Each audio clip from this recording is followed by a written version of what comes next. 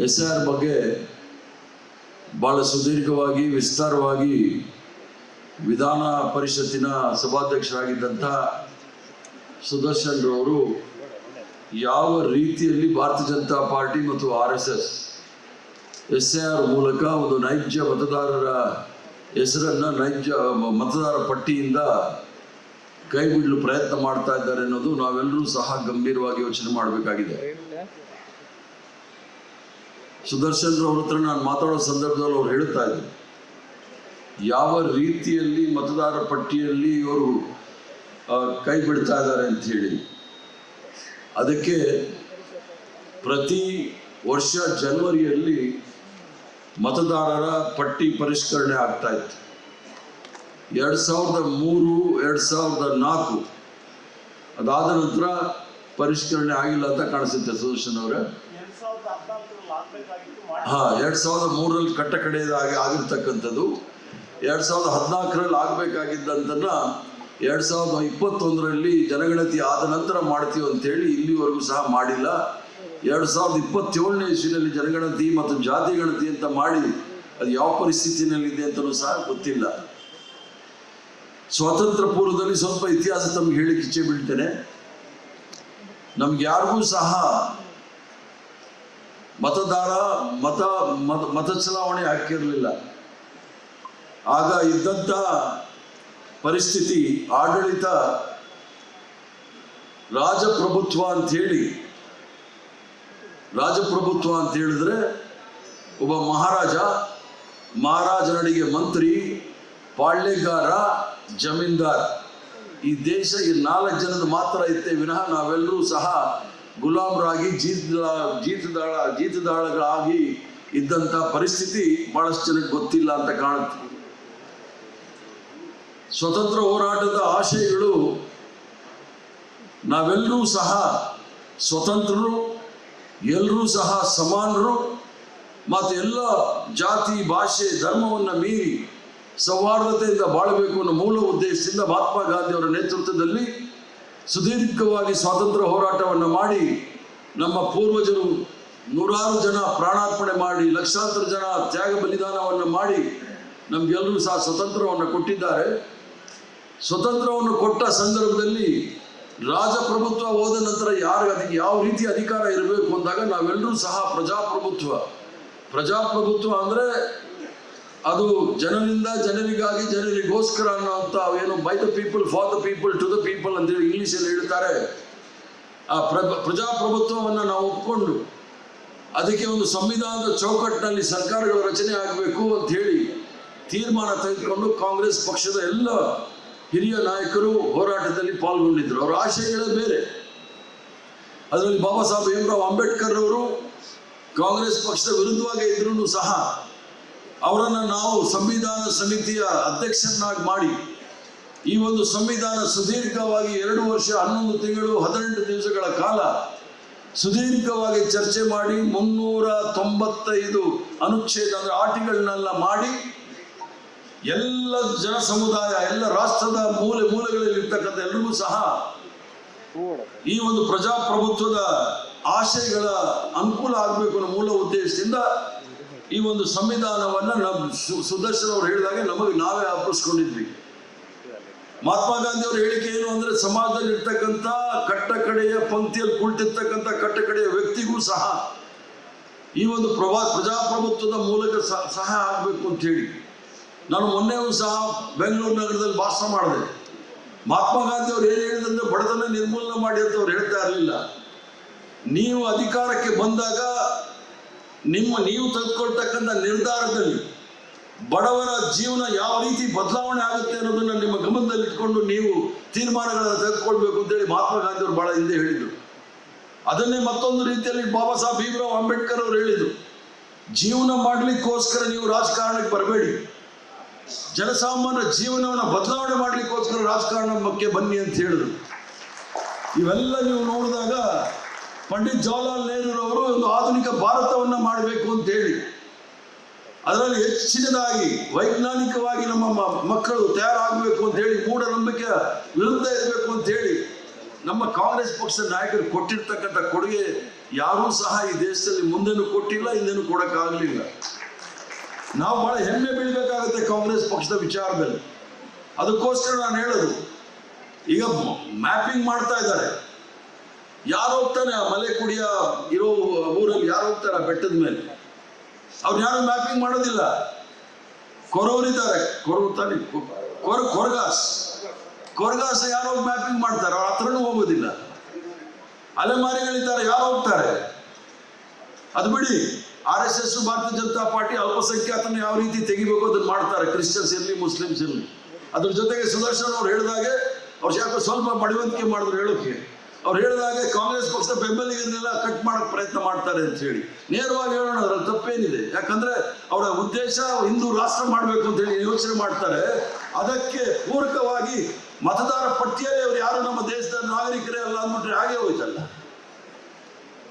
ಈ ರಾಷ್ಟ್ರದ ಸ್ವತಂತ್ರ ಹೋರಾಟದಲ್ಲಿ ಲಕ್ಷಾಂತರ ಜನ ಪ್ರಾಣಾರ್ಪಣೆ ಮಾಡಬೇಕಾದ್ರೆ ಅದರ ಮೂಲ ಆಶಯಗಳೇನಿತ್ತು ಅಂದ್ರೆ, ಈ ದೇಶದಲ್ಲಿ ಪ್ರತಿಯೊಬ್ಬರಿಗೂ ಸಹ ಅಂದ್ರೆ ಈ ದೇಶದ ಬಹುತ್ವದ, ಈ ದೇಶದ ಆತ್ಮವೇ ಬಹುತ್ವ ಅಂತಂದ್ರೆ ಏನು?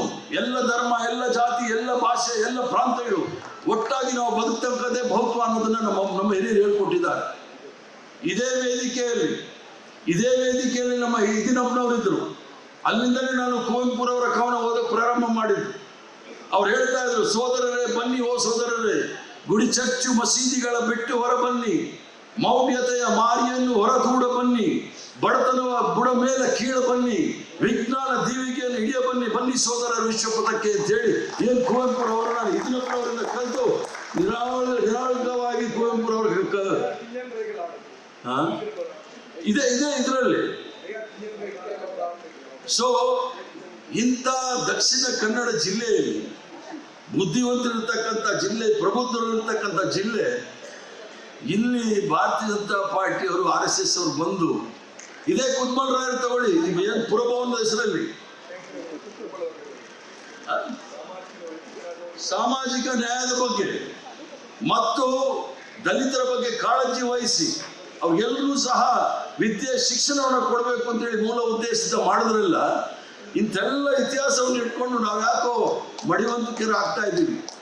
ನಾವು ಮುಂದೆ ನಿಂತು ನಮ್ಮ ಜವಾಬ್ದಾರಿ, ಅಧಿಕಾರ ಅಲ್ಲ ಕಾಂಗ್ರೆಸ್ ಪಕ್ಷ ಅನ್ನೋದು ಜವಾಬ್ದಾರಿ, ನಮ್ಮೆಲ್ಲರ ಜವಾಬ್ದಾರಿ.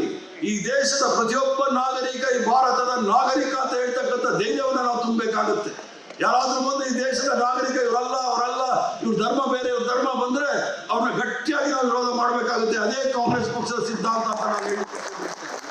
ಅದಕ್ಕೆ ಭಯ ಬೀಳೋದು ಬೇಕಾಗಿಲ್ಲ. ಈ ದೇಶ ಕಟ್ಟಿರ್ತಕ್ಕಂಥವ್ರು ಕಾಂಗ್ರೆಸ್ ಪಕ್ಷದವರು. ಭಾರತ ದೇಶದ ಪರಿಕಲ್ಪನೆ ಬಂದಿರ್ತಕ್ಕಂಥದ್ದು ಮಹಾತ್ಮ ಗಾಂಧಿಯವರು.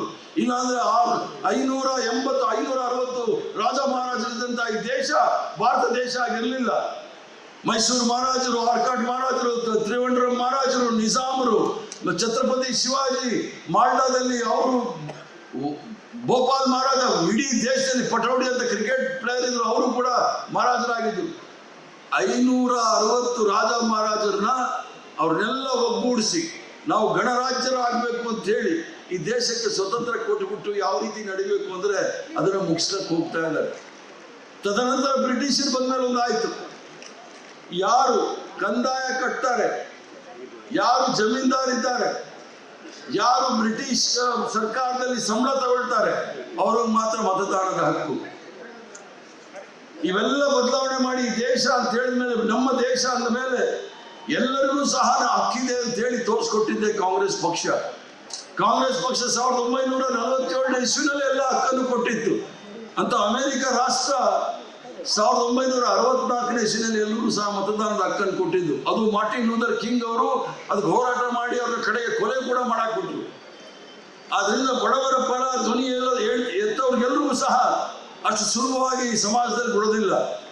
ಆದ್ರಿಂದ ಕಾಂಗ್ರೆಸ್ ಪಕ್ಷದ ಒಂದು ಪವಿತ್ರವಾದ ಪಕ್ಷದ ತಾವೆಲ್ಲರೂ ಸಹ ಸದಸ್ಯರಾಗಿ ಏನು ಈಗ ಭಾರತೀಯ ಜನತಾ ಪಾರ್ಟಿ ಒಂದು ಷಡ್ಯಂತ್ರವನ್ನು ಮಾಡ್ತಾ ಇದ್ದಾರೆ, ಅದರ ವಿರುದ್ಧ ಬಹಳ ಎಚ್ಚರ ವಹಿಸಿ ಜನಸಾಮಾನ್ಯರ ಮಧ್ಯೆ ಇದ್ದಿದ್ದೊಂದು ಸ್ವತಂತ್ರ ಹೋರಾಟ ಅಂತಾನೆ ತಿಳ್ಕೊಳ್ಳಿ. ಜನಸಾಮಾನ್ಯರ ಮಧ್ಯೆ ಇದ್ದು ಏನಪ್ಪ ನಾನು BLA BO BLA 2 ಆದ್ರೆ ನನಗೇನು ಸಿಗುತ್ತೆ ಅನ್ನೋದು ಯೋಚನೆ ಮಾಡಬೇಡಿ. ಈ ದೇಶ ಉಳ್ಕೊಳ್ಬೇಕಾದ್ರೆ ಈ ಕಾಂಗ್ರೆಸ್ ಪಕ್ಷದ ಸೇವೆ ಮೂಲಕನೇ ದೇಶ ಉಳಿಸ್ಬೇಕಾಗುತ್ತೆ ವಿನಃ ಅಧಿಕಾರ ಅದೆಲ್ಲ ಬಿಡ್ಬಿಡಿ. ಯಾಕಂದ್ರೆ ಬಹಳ ಸಂದಿಗ್ಧವಾದ ಪರಿಸ್ಥಿತಿಯಲ್ಲಿ ನಾವು ಬಂದಿದ್ದೀವಿ, ಕವಲು ದಾರಿಯಲ್ಲಿ ನಿಂತಿದ್ದೇವೆ. ಆದ್ರಿಂದ ನಾವೆಲ್ಲರೂ ಸಹ ಯೋಚನೆ ಮಾಡಬೇಕು. ಈ ಒಂದು ಮತ ಪರಿಷ್ಕರಣೆ ಮಾಡೋ ಸಂದರ್ಭದಲ್ಲಿ ನಾವೇನಾದ್ರೂ ಎಚ್ಚರ ತಪ್ಪಿದ್ರೆ ಸಂವಿಧಾನವನ್ನೇ ಬುಡಮೇಲು ಮಾಡ್ತಾರೆ ಅನ್ನೋದನ್ನ ನಿಮ್ಗೆ ಹೇಳ್ತೀನಿ. ವೆಸ್ಟ್ ಬೆಂಗಾಲಲ್ಲಿ ನಾನಲ್ಲಿ ಚುನಾವಣೆ ಉಸ್ತುವಾರಿ ವಹಿಸಿದ್ದೆ. ತೃಣಮೂಲ್ ಕಾಂಗ್ರೆಸ್ ಮಮತಾ ಬ್ಯಾನರ್ಜಿ ಅವರ ಕಾಂಗ್ರೆಸ್ಗೂ ಮತ್ತು ಬಿಜೆಪಿಗೂ ವ್ಯತ್ಯಾಸ 35 ಲಕ್ಷ. 35 ಲಕ್ಷದಲ್ಲಿ 27 ಲಕ್ಷ ಅಡ್ಜುಡಿಕೇಶನ್ ಅಲ್ಲಿ ಇಟ್ಟಿದ್ದಾರೆ. ಅಂದ್ರೆ ಮ್ಯಾಪಿಂಗ್ ಮಾಡಿ ಅವ್ರು ಯಾರು ಅನುಮಾನಾಸ್ಪದವಾದ ವ್ಯಕ್ತಿಗಳು ಅಂತೇಳಿ 27 ಲಕ್ಷ ಇಟ್ಟಿದ್ದಾರೆ. ಗೆದ್ದಿರೋದು 35 ಲಕ್ಷದಲ್ಲಿ 27 ಲಕ್ಷ ಅದು ಸಸ್ಪೆಂಡ್ ಅಲ್ಲಿ ಇಟ್ಟಿದ್ದಾರೆ ಲಿಸ್ಟ್. ಅಂದ್ರೆ ಗೆದ್ದಿರೋದು 8 ಲಕ್ಷ. 8 ಲಕ್ಷಕ್ಕೆ 10 ಲಕ್ಷ ಮತದಾನವನ್ನು 1 ತಿಂಗಳಲ್ಲಿ ಸೇರಿಸಿದ್ದು. ಇಷ್ಟೊಂದು ಷಡ್ಯಂತ್ರಗಳನ್ನ ಮೋಸ ಮಾಡ್ತಾರೆ ಅಂದ್ರೆ ಭಾರತೀಯ ಪಾರ್ಟಿಯವ್ರು ಬಂದಾಗ ಹೇಳೋರು ಪಾರ್ಟಿ ವಿತ್ ಡಿಫರೆನ್ಸ್ ಅಂತ ಹೇಳಿ. ಇದೇ ಡಿಫರೆನ್ಸ್. ಪ್ರಜಾಪ್ರಭುತ್ವದಲ್ಲಿ ನಂಬಿಕೆ ಇಲ್ಲ, ಸಂವಿಧಾನದಲ್ಲಿ ನಂಬಿಕೆ ಇಲ್ಲ, ತ್ರಿವರ್ಣ ಧ್ವಜದ ಬಗ್ಗೆ ಗೌರವ ಇಲ್ಲ. ಇವರು ನಮ್ಮನ್ನು ಆಳ್ಲಿಕ್ಕೆ ಹೊರಟಿದ್ದಾರೆ. ಆದ್ರಿಂದ ತಾವೆಲ್ಲರೂ ಸಹ ಎಚ್ಚರ ವಹಿಸಬೇಕಾಗಿದೆ. ನಾನು ಕಳಕಳಿಯ ಮನವಿ ಏನು ಅಂತ ಹೇಳಿದ್ರೆ, BLOಗಳು ಸುದರ್ಶನ್ ಅವ್ರು ಹೇಳಿದಾಗೆ ಮ್ಯಾಪಿಂಗ್ ಅಂದ್ರೆ ದೊಡ್ಡ ವಿಚಾರ ಅಲ್ಲ. ಈ ಒಂದು ಗ್ರಾಮದಲ್ಲಿ ಎಷ್ಟು ಜನ ಇದ್ದಾರೆ ಅನ್ನೋದು ಹೇಳ್ತಾರೆ. ಗ್ರಾಮ ಪಂಚಾಯತಿನಲ್ಲಿ ಅಷ್ಟು ಸುಲಭವಾಗಿ ಯಾರನ್ನು ಬಿಡಕ್ಕಾಗೋದಿಲ್ಲ. ನಗರ ಪಟ್ಟಣಗಳಲ್ಲಿ ಆ ಕೆಲಸಗಳು ಮಾಡಕ್ಕೆ ಹೊರಟಿದ್ದಾರೆ. ಆದ್ರೂ ಸಹ ಜಾಗೃತರಾಗಿ ಯಾರ್ದು ಹೆಸರು ಮ್ಯಾಪಿಂಗ್ ಅಲ್ಲಿ ಬಂದಿಲ್ಲ ಅದನ್ನ ನಾವು ಹುಡುಕಬೇಕಾಗುತ್ತೆ. BLO ಜೊತೆ BLA 1 BLA 2 ಕೂಡ ಮಾಡಿದ್ದಾರೆ. ಸುದರ್ಶನ್ ಅವ್ರು ಹೇಳಿದ್ರು ಸುಳ್ಯದಲ್ಲಿ ಏನು BLA 2 ಬಂದಿಲ್ಲ. ಕೃಷ್ಣಪ್ಪ ಎಲ್ಲಿ ಬರೋಸರಿ ಏನೋ ಟಿಕೆಟ್ ಬೇಕು ಅಂದ್ರೆ ಇನ್ನೊಂದು ವಾರದಲ್ಲಿ ಮಾಡಿ ರೆಡಿ ಆಗ್ಬೇಕು, ಇಲ್ಲಾಂದ್ರೆ ಟಿಕೆಟ್ ಇಲ್ಲ. ಹೇಳ್ಬಿಟ್ಟಿದ್ದೀನಿ. ಅದನ್ನ ಬಹಳ ಗಮನದಲ್ಲಿ ಗಂಭೀರವಾಗಿ ತಗೊಳ್ಳಿ. ಇಲ್ಲಾಂದ್ರೆ BLA 2 BLA 1 ಮಾಡಿ ನಾವೇನು ಆಗೋದಿಲ್ಲ. ಯಾರಿಗೆ MLA ಆಗ್ಬೇಕು ಅಂತ ಆಸೆ ಇದೆ ಅವ್ರು ಮಾಡಿ BLA 2. ಯಾರು ಮಂತ್ರಿ ಆಗ್ಬೇಕಾಗಿದೆ ಅವ್ರು BLA 2 ಮಾಡಿ. ಯಾರು MP ಆಗ್ಬೇಕಾಗಿದೆ ಅವ್ರು BLA 2 ಮಾಡಿ. ನೀವೇನಾದ್ರೂ ಎಚ್ಚರ ತಪ್ಪಿದ್ರೆ ಬರೋಸರಿ ನೀವು ಯಾರು ಸಹ MLAಗಳು ಆಗಲ್ಲ, MP ಆಗೋದಿಲ್ಲ, ಕಾರ್ಪೊರೇಟ್ಗಳು, ಜಿಲ್ಲಾ ಪಂಚಾಯತ್, ತಾಲೂಕ್ ಪಂಚಾಯತ್ಗಳು ಆಗೋದಿಲ್ಲ. ಆದ್ರಿಂದ ದಯವಿಟ್ಟು ಏನು ಸುದರ್ಶನ್ ಅವ್ರು ಹೇಳಿದ್ದಾರೆ 30ನೇ ತಾರೀಕಿನಿಂದ BLOಗಳು ಪ್ರತಿ ಮನೆಗೆ ಹೋಗಿ ಎನ್ಯುಮರೇಷನ್ ಫಾರಂ ಅಂತ ಹೇಳಿ 2 ಫಾರಂ ಕೊಡ್ತಾರೆ. 2 ಫಾರಂ ಒಂದನ್ನ ಸಂಪೂರ್ಣವಾಗಿ ಅದನ್ನ ಭರ್ತಿ ಮಾಡಿ, ಒಂದು ಫಾರಂ ನೀವೇ ಇಟ್ಕೊಳ್ಬೇಕು, ಒಂದು ಫಾರಂ ಅವರು BLO ತಗೊಂಡು ಹೋಗ್ತಾರೆ. ಮುಂದೆ ಅವರು ಮ್ಯಾಪಿಂಗ್ ಆದ ನಂತರ ಒಂದು ಸಂಪೂರ್ಣವಾದ ಡ್ರಾಫ್ಟ್ ಲಿಸ್ಟ್ ಬಂದಾಗ ನಿಮ್ಮ ಹೆಸರು ಬರಲಿಲ್ಲ ಅಂದ್ರೆ ನೀವು ಏನು ಅಕ್ನಾಲೇಜ್ಮೆಂಟ್ ಕೊಟ್ಟಿರ್ತಾರೆ ಅದನ್ನು ತೆಗೆದುಕೊಂಡು ಹೋಗಿ ನಾವು ತೋರಿಸ್ಬೇಕಾಗುತ್ತೆ ಇದು ತಪ್ಪು ಸರಿ ಅಂತ ಹೇಳಿ. ಕೆಲವು ಎಷ್ಟು ಕನ್ಫ್ಯೂಷನ್ ಅಂದ್ರೆ ಸಂಶಯಗಳನ್ನು ಮೂಡಿಸ್ಬೇಕು ಅಷ್ಟೆಲ್ಲ ಮಾಡಿದ್ದಾರೆ ಭಾರತೀಯ ಜನತಾ ಪಾರ್ಟಿಯವರು. ಈಗ ಕೂಲಿ ಕಾರ್ಮಿಕರು ಇರ್ತಾರೆ, ಅವ್ರು ಎಲ್ಲಿಂದ ಅವ್ರು ಯಾವ ದಾಖಲೆಯನ್ನು ಇಟ್ಕೊಂಡಿರ್ತಾರೆ, ರೈತರು ಯಾವ ದಾಖಲೆಯನ್ನು ಇಟ್ಕೊಂಡಿರ್ತಾರೆ, ಕಾರ್ಮಿಕರು ಯಾವ ದಾಖಲೆಗಳನ್ನು ಇಟ್ಕೊಂಡಿರ್ತಾರೆ, ಅಲೆಮಾರಿಗಳು ಯಾವ ದಾಖಲೆಗಳನ್ನು ಇಟ್ಕೊಂಡಿರ್ತಾರೆ. ಇವೆಲ್ಲವೂ ಸಹ ಸಂಕಷ್ಟದಲ್ಲಿ ಇರ್ತಕ್ಕಂಥ ಈ ದೇಶದಲ್ಲಿ ಹುಟ್ಟಿದ ಮೇಲೆ ಅವ್ರು ಈ ದೇಶದ ನಾಗರಿಕರು. ಯಾವುದೇ ದಾಖಲೆ ಇರ್ಬೋದು, ದಾಖಲೆಯಲ್ಲಿ ಇಲ್ಲದೆ ಇರ್ತಕ್ಕಂಥವ್ರು marks card, fake marks card ಇರ್ತಕ್ಕಂಥವ್ರು ಈ ದೇಶದ ಪ್ರಧಾನಮಂತ್ರಿ ಆಗ್ಬೋದು, ಈ ದೇಶದ ವೋಟರ್ ಆಗೋಕ್ಕಾಗೋದಿಲ್ಲ ಅಂತ ನಾವು ಕೇಳಬೇಕಾಗುತ್ತೆ. ಆದ್ರಿಂದ ನಾವು ಯೋಚನೆ ಮಾಡಬೇಕಾಗುತ್ತೆ. ನಮ್ಮ ಮುಂದೆ ದೊಡ್ಡ ಸವಾಲೇ ಇದೆ. ದೊಡ್ಡ ಸವಾಲು ಏನು ಅಂತ ಹೇಳಿದ್ರೆ, ಈ ದೊಡ್ಡ ಸವಾಲು ನಮ್ಮ ಹಕ್ಕನ್ನು ಗುರುತುಗೊಳಿಸಲಿಕ್ಕೆ ಪ್ರಯತ್ನ ಮಾಡ್ತಾ ಇದ್ದಾರೆ ಭಾರತೀಯ ಜನತಾ ಪಾರ್ಟಿಯವರು. ಪ್ರತಿಯೊಬ್ಬ ಕಾಂಗ್ರೆಸ್ ಕಾರ್ಯಕರ್ತರು ಸಹ ತಮ್ಮ ಊರು, ಕೇರಿ, ಹಳ್ಳಿ, ಗ್ರಾಮ ಎಲ್ಲ ಕಡೆ ಹೋಗಿ ತಮ್ಮ ಸ್ನೇಹಿತರು, ಅಕ್ಕಪಕ್ಕದಲ್ಲಿರೋರು, ಸಂಬಂಧಿಕರು ಯಾರದೇ ಕೂಡ ಹೆಸರು ಬಿಡದಾಗೆ ತಾವೆಲ್ಲರೂ ಸಹ ನೋಡ್ಕೊಳ್ಬೇಕಾಗುತ್ತೆ. ಅದಕ್ಕೋಸ್ಕರನೇ ಹಿಂದೆ ಏನು DK ಶಿವಕುಮಾರ್ ಅವರಿದ್ರು ಅಧ್ಯಕ್ಷರಾಗಿ, ಅವರು ಸುದರ್ಶನ್ ಅವರ ನೇತೃತ್ವದಲ್ಲಿ ಒಂದು ಕಮಿಟಿ ಮಾಡಿದ್ದಾರೆ. ಅವ್ರು ಕೊಡ್ತಕ್ಕಂಥ ಎಲ್ಲ ನಿರ್ದೇಶನಗಳನ್ನ ಚಾಚು ತಪ್ಪದೆ ನೀವು ಮಾಡಬೇಕಾಗುತ್ತೆ. ನಮ್ಗೇನು ಅಭ್ಯಂತರ ಇಲ್ಲ, ನೀವು SIR ಮಾಡಿ, ನಕಲಿ ಓಟ್ ಯಾರ್ಯಾರಿದ್ದಾರೆ ಅವ್ರನ್ನ ತೆಗಿರಿ. ಹೆಚ್ಚಿನ ನಕಲಿ ಓಟ್ ಇರೋದೇ ಭಾರತೀಯ ಜನತಾ ಪಾರ್ಟಿ RSS ಅವ್ರದ್ದು, ಅದನ್ನು ತೆಗಿರಿ, ಬಹಳ ಸಂತೋಷ. ಅದ್ರ ಜೊತೆಗೆ ಡಬಲ್ ಇರುತ್ತೆ, ಅದನ್ನು ತೆಗಿರಿ. ಆದರೆ ಸುದರ್ಶನ್ ಅವರು ಹೇಳಿದಾಗೆ ಒಬ್ಬ ನೈಜ ಮತದಾರರನ್ನ ಓಟನ್ನ ಎಲ್ಲೂ ಸಹ ಕದಿಲಿಕ್ಕೆ ಹೋಗ್ಬೇಡಿ. ನಾವು ಓಟ್ ಚೋರಿ ಅಂತ ರಾಹುಲ್ ಗಾಂಧಿ ಅವರು ಹೇಳ್ತಾ ಇದ್ರು. ಈಗ ಮೊನ್ನೆ ತಾನೇ ಮೀನಾಕ್ಷಿ ನಟರಾಜನ್ ಅವರ ರಾಜ್ಯಸಭಾ ಚುನಾವಣೆ ಆದ ಅದು ವೋಟ್ ಚೋರಿ ಅಲ್ಲ, ಸೀಟ್ ಚೋರಿನೇ ಮಾಡ್ಕೊಂಡು ಹೋಗ್ಬಿಟ್ಟಿದ್ದಾರೆ. ನೀವೇನು ಕೂತಿದ್ದೀರಲ್ಲ ಸೀಟು, ಅದನ್ನೇ ಚೋರಿ ಮಾಡ್ಕೊಂಡು ಹೋಗಿದ್ದಾರೆ. ಇದನ್ನ ನಾವು ಯೋಚನೆ ಮಾಡಬೇಕಾಗುತ್ತೆ. ಆದ್ರಿಂದ ಮತ ಕಳೆದನ ಈಗ ಹೊಸದಾಗಿ ಪ್ರಾರಂಭ ಮಾಡಿದ್ದಾರೆ. ಯಾಕಂದ್ರೆ ಇದೇನು ಹೊಸದಲ್ಲ, ನಾನು ಹೇಳುವಾಗ ಯಾರು ಕೇಳ್ತಲ್ಲ. 25 ವರ್ಷ ನಾನು ಹೇಳ್ಕೊಂಡೇ ಬಂದಿದ್ದೀನಿ. ಬೆಂಗಳೂರು ನಗರದಲ್ಲಿ ಚುನಾವಣೆ ಆಗುವಾಗ ಕಾಂಗ್ರೆಸ್ ಪಕ್ಷದ ಎಲ್ಲೆಲ್ಲಿ ಮತ ಇದೆ, ಸ್ಲಮ್ ಇರ್ಬೋದು, ಅಲ್ಪಸಂಖ್ಯಾತ ಇರ್ಬೋದು, ಆ ರಿಟರ್ನಿಂಗ್ ಆಫೀಸರ್ ಬೆಳಿಗ್ಗೆ ಬಂದು 7 ಗಂಟೆಗೆ ಒಂದು ಗೀಟ್ ಹೇಳ್ಬಿಡೋರು, ಇದು ಡಿಲೀಟೆಡ್ ಅಂತ. ಕೆಂಪು ಗೀಟ್ ಹೇಳ್ಬಿಡೋ. ನೋಡಿ, ಇವರು ಸೀನಿಯರ್ ಆಗಿದ್ದಾರೆ, ಗೊತ್ತಿದೆ, ಅವ್ರು ಯಾರಿಗೂ ಹೇಳ್ಕೊಟ್ಟಿಲ್ಲ, ನನಗೆ ಹೇಳ್ಕೊಡ್ತಾ ಇದ್ದಾರೆ. ಅದನ್ನು ಯಾರು ಪ್ರೊಟೆಸ್ಟ್ ಮಾಡಲಿಲ್ಲ.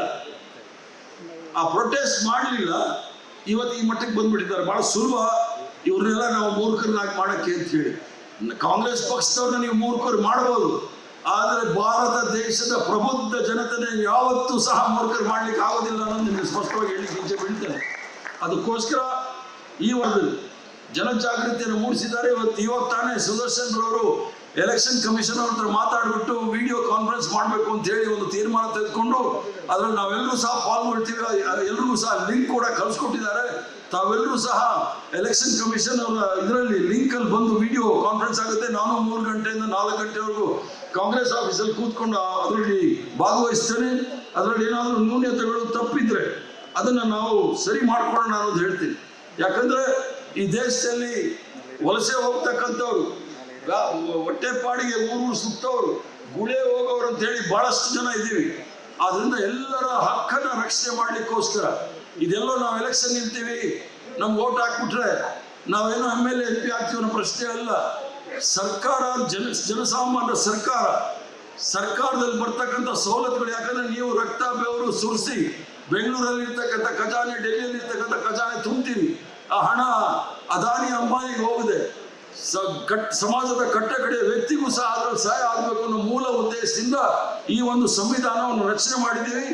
ಇದನ್ನ ತಾವು ಗಮನದಲ್ಲಿ ಇಟ್ಕೊಂಡು ಈ ಒಂದು ಸಕ್ರಿಯವಾಗಿ ಪಾಲ್ಗೊಂಡು ಈ ಒಂದು SR ಅಂದ್ರೆ ಸಮಗ್ರ ಪರಿಷ್ಕರಣ ಶೀಘ್ರವಾಗಿ ಮಾಡ್ತಕ್ಕಂಥದ್ದು, ಒಂದು ವಿಶೇಷ ಸಮಗ್ರ ಪರಿಷ್ಕರಣ ಮಾಡ್ತಕ್ಕಂಥ ಈ ಮತ ಪಟ್ಟಿಯಲ್ಲಿ ಯಾರ್ದೂ ಸಹ ಹೆಸರು ಬಿಟ್ಟು ಹೋಗಬಾರ್ದು ಅನ್ನೋ ಮೂಲ ಉದ್ದೇಶದಿಂದ ತಾವೆಲ್ಲರೂ ಸಹ ಸಕ್ರಿಯವಾಗಿ ಕೆಲಸ ಮಾಡಿ, ಆವಾಗಲೇ ಕಾಂಗ್ರೆಸ್ ಪಕ್ಷ ಮತ್ತೆ ನಮ್ಮೆಲ್ಲರಿಗೂ ಸಹ ಸ್ವತಂತ್ರವನ್ನು ಕೊಟ್ಟು ಒಂದು ಪವಿತ್ರವಾದ ಪಕ್ಷವನ್ನು ನಮ್ಮ ಕೈ ಕೊಟ್ಟಿದ್ದಾರೆ. ನಮ್ಮ ಪೂರ್ವಜರ ಆತ್ಮಗೂ ಸಹ ಶಾಂತಿ ಸಿಗುತ್ತೆ. ಈ ಸಂವಿಧಾನವನ್ನ, ಪ್ರಜಾಪ್ರಭುತ್ವವನ್ನ, ಜಾತ್ಯತೀತ ತತ್ವವನ್ನ, ಕಾಂಗ್ರೆಸ್ ಪಕ್ಷದ ಸಿದ್ಧಾಂತವನ್ನ ಕಾಪಾಡ್ಕೊಂಡು ಬರ್ತಾ ಇದ್ದಾರೆ ಕಾಂಗ್ರೆಸ್ ಪಕ್ಷದವರು ಅಂತ ಹೇಳಿ ಅವರ ಆತ್ಮಕ್ಕೂ ಶಾಂತಿ ಸಿಗುತ್ತೆ.